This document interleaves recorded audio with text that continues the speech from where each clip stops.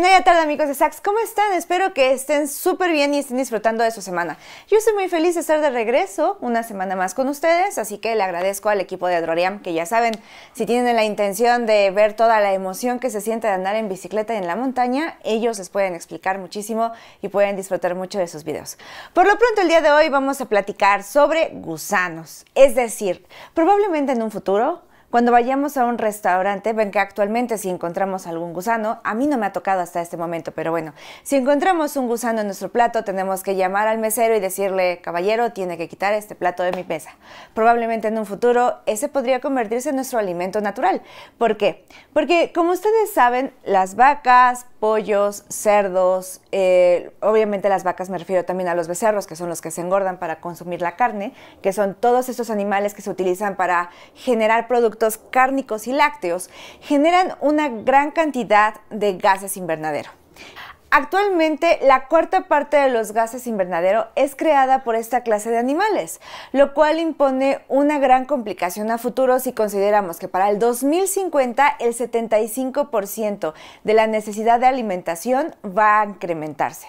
Entonces, obviamente hay una gran pregunta que es, ¿cómo alcanzamos a alimentar a toda la gente del mundo y toda la gente que en los siguientes años va a estar?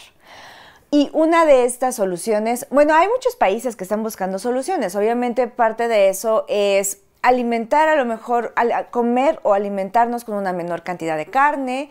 Hay algunos países como Alemania y del centro europeo que están haciendo pruebas al imprimir, por ejemplo, un producto vegetal y con una imprenta de 3D de alimentos, crear el bistec. Obviamente hay muchas diferencias en cuanto al sabor y la textura y nunca van a terminar siendo carne, pero esta clase de puré que después se imprime en las impresoras 3D, valga la redundancia, ya tiene ciertos contenidos vitamínicos que siguen respetando la parte de la proteína. Otra de las propuestas obviamente es cambiar el tipo de carne que se consume, por ejemplo en el caso de los becerros, pasar a puercos o pollos. ¿Por qué? Porque son de cantidades o de su tamaño es menor, por ende la afectación que va a haber es mucho menor. Pero el problema es que si vamos a tener un incremento del 75% del requerimiento de alimento, necesitamos buscar otras características, porque actualmente el mantener becerros de engorda y vacas para el consumo de la leche, las pieles y demás, requiere una alta necesidad de espacio, es decir, para que los becerros vivan, se están talando zonas naturales para permitir que ellos tengan un espacio físico para que puedan vivir. La otra es que para poder alimentar toda esa cantidad de becerros y vacas, se requiere de talar otros espacios para poder generar los cultivos, ya sea de soya, alfalfa y demás. Ahora, ¿qué es lo que pasa cuando talamos zonas naturales? Lo primero de ello es que como tenemos que tener grandes extensiones, por ejemplo, de soya, sorgo, alfalfa, maíz, vamos a cambiar un hábitat natural, que es decir, a lo mejor un bosque, por un hábitat ficticio. Entonces, la cantidad y calidad de animales que pueden vivir en esos espacios va a disminuir. Obviamente también, por ejemplo, si estamos talando grandes extensiones de bosque, por tener plantíos que al final son más pequeños y conservan menos la humedad, vamos a generar un aumento y un incremento en el calentamiento global. Entonces, como podrán darse cuenta, los impactos de toda la industria cárnica son muy altos, tanto en nuestro medio ambiente como en las emisiones de carbón.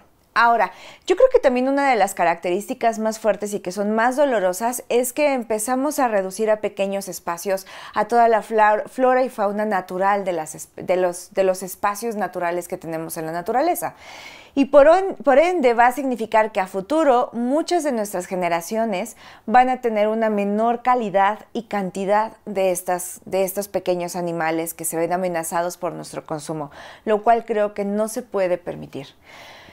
En la búsqueda de solucionar estas complicaciones que tenemos hoy en día e incluso, por ejemplo, también al requerimiento y al excesivo requerimiento de agua que tienen estas industrias cárnicas, porque también obviamente tanto para hacer de riego los plantíos como para que los animales puedan tener el consumo diario de agua, porque necesitan mucha agua, obviamente tiene un impacto también en la naturaleza porque tenemos que romper el ciclo que se tiene del agua, o romper el ciclo natural, obviamente, de la lluvia. Se concentra el agua para poder mantenerlo para los becerros o los animales de nuestro consumo, y entonces rompemos también los ciclos naturales de lluvia. Una de las soluciones también, obviamente, que es el tema por el cual inicié este video, es al respecto de los insectos. Y es que tenemos que entender que del 35 al 60% de un insecto de su peso seco es proteína, lo cual significa que podría ser un gran elemento al momento en el que pudiésemos nosotros consumir. Ahora, en el caso de México, creo que los insectos han sido parte de nuestra cultura desde las culturas prehispánicas, porque ellos consumían insectos desde ese entonces, y también nuestra sociedad ha seguido consumiendo los insectos. Por ejemplo, yo recuerdo a un tío que a mí me causaba mucha conmoción porque él creaba o tenía sus... no sé cómo se le llame, yo creo que su ganado de insectos, en el cual él tenía sus propios cultivos de insectos o su propia ganadería de insectos, en este caso de chinicuiles. Y él los agarraba así, se los comía, los metía a la boca todavía moviéndose y se escuchaba cómo tronaban. Esto a mí me causaba impacto. Y obviamente él no solo consumía esa clase, también consumía unos que se llamaban tepocates, que eran como... no sé, se veían como ajolotes negros con ojos saltones, y consumía una gran variedad, desde arañas, gusanos de maguey, chinicuiles, los tepocates, y todo el tiempo se la pasaba consumiendo insectos. Y él también cazaba parte de su propia alimentación, lo cual era como mucho más sano que otras alternativas. Pero entiendo que cuando hablamos de nosotros, a mí la verdad es que no me gustan y no me llama para nada la atención probarlos. En algún momento probé la salsa de chinicuiles, pero tiene un sabor tierroso y extraño. Entonces creo que incluso está demostrado que esta es una de las principales fronteras que van a tener los insectos al momento de incluirse en nuestra alimentación, porque es complejo el tener que comerte, por ejemplo, incluso hasta un chapulín. Hay personas a la que les encantan los chapulines. A mí no me gusta, porque la sensación de cuando lo mastico, de sentir sus patitas, cómo empiezan a retorcerse, a pesar de que ya están muertos, es bastante extraño. Yo creo que por eso algunas industrias, como... Hay una marca de galletas que también ahorita están sacando proteínas, que se llama Gricha. Entonces, estas industrias de nueva generación que están creando panecillos, galletas, polvos proteínicos, harinas para crear panqués y para que tú puedas cocinar como tus propios alimentos en casa, están generando muchísima expectativa. Yo creo que es importante empezar a ampliar nuestras fronteras al respecto de lo que nos alimentamos. Quizá no directamente el gusano en sí, pero a lo mejor a la larga un polvo que utilizas como si fuese harina y que te da como producto un panecillo, que tú no vas a entender la diferencia entre si fue harina o no fue harina, o si fue un producto proteínico hecho a base de insectos. Creo que puede ser una excelente alternativa, porque los insectos también obviamente crecen mucho más rápido, se reproducen y necesitan menos comida que los otros animales, porque son mucho más pequeños que una vaca. Y su contenido de proteína también es mucho más alto. Entonces creo que estas nuevas industrias pueden llegar a agilizar nuestro proceso de conseguir alimentos. Tenemos que ser muy conscientes, porque puede ser que lleguemos a un momento en que de por sí, a pesar de que tenemos suficientes fuentes de alimentos para toda la gente que está en el planeta, desde los años 80 se decía que obviamente tenemos suficientes recursos para alimentar a la gente. Desafortunadamente el problema está ya en esta parte de la distribución de la riqueza y de los recursos naturales que tenemos.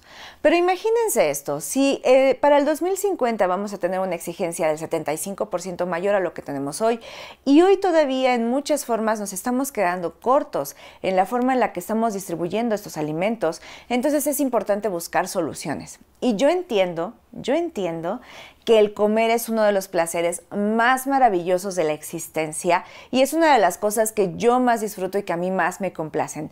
Pero creo que, por ejemplo, si de comer carne 7 días a la semana podemos buscar otras alternativas, 2 o 3 días, entonces también estamos reduciendo el impacto. Como siempre les digo, y siempre mi invitación es, necesitamos encontrar la forma de que con pequeñas acciones que cada uno de nosotros puede hacer, podamos empezar a implementar acciones contundentes a futuro. Yo sé que a los que son amantes de la carne, quizá en mi caso no es todo el tiempo, o no en todas las formas, porque también soy mañosa, pero para aquellos que son amantes de la carne, obviamente ninguna de estas soluciones, ni el comer grillos, ni el comer alimentos impresos en 3D, o a lo mejor comer un pollo, no les va a satisfacer lo mismo que un becerro. Y obviamente ni que hablar de las dietas mucho más estrictas como veganismo y frutismo y muchas otras alternativas que hay.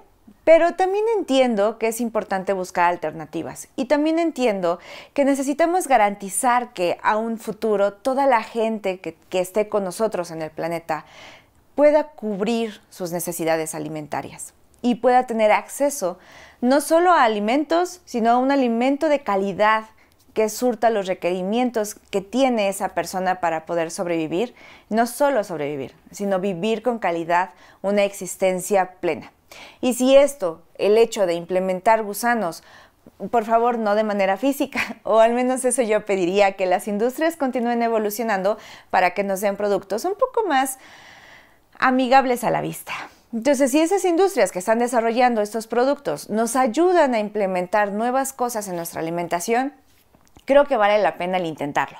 Y sobre todo cuando tenemos harinas, panquecillos y otras opciones o galletas que nos ayudan al maravilloso dicho que he modificado al respecto de ojos que no ven, paladar que no se resiste. Así que ustedes qué piensan al respecto de eso, cuando van a restaurantes, porque también esa es una constante. Actualmente en México, cuando vamos a algunos restaurantes ya de alta cocina, podemos encontrar alimentos de esta índole, como gusanos y cosas así, que yo no consumo, pero que no me cierro a la posibilidad de consumirlos en otra forma, a lo mejor con polvos, proteínas o galletas, con la opción de ayudar, obviamente, a reducir el impacto que estamos teniendo en la naturaleza, pero sobre todo a crear nuevas formas sustentables a futuro en el cual podamos alimentarnos. Y a lo mejor, en lugar de acabarnos las vacas hoy o de explotar la industria cárnica de una forma excesiva el día de hoy, podamos hacerlo para que en 50 o 100 años nuestros hijos y los hijos de nuestros hijos puedan seguir comiendo carne. Entonces creo que a veces la gran diferencia es no dejar de hacer algo en su totalidad, sino quizá encontrar balances que nos permitan mantener una carrera a largo plazo. En fin, ¿ustedes qué piensan? ¿Estarían dispuestos a empezar a comer gusanos? ¿Les gustan? ¿No les gustan? ¿Lo han considerado? ¿Lo consumen ya de manera constante? ¿Qué tan abiertos son a la opción de cambiar su alimentación, quizá por un fin común a largo plazo? Les mando un fuerte abrazo. Hasta aquí mi observación del día de hoy. Recuerden que un artículo de exactamente este mismo tema se incluyó en la revista de marzo, para que si gustan pueden ir a leerlo, que en marzo tuvimos una edición especial sobre mujeres de impacto en diferentes industrias, así que está súper interesante. Recuerden también que pueden descargar la revista totalmente gratuita, que estoy en editorial@saxmagazine.com si en algún momento quieren colaborar con nosotros escribiendo o redactando algo, o si a ustedes les gusta escribir la poesía o les gustaría compartir alguna idea loca o normal o como ustedes quieran con nosotros. También estamos en todas las redes sociales, TikTok, Instagram, estamos por ahí posteando muchas cosas. Gracias al equipo de producción de Droriam, que una vez más me acompaña el día de hoy y me facilita el acceso para estar con ustedes. Les mando un fuerte abrazo, nos vemos la siguiente semana.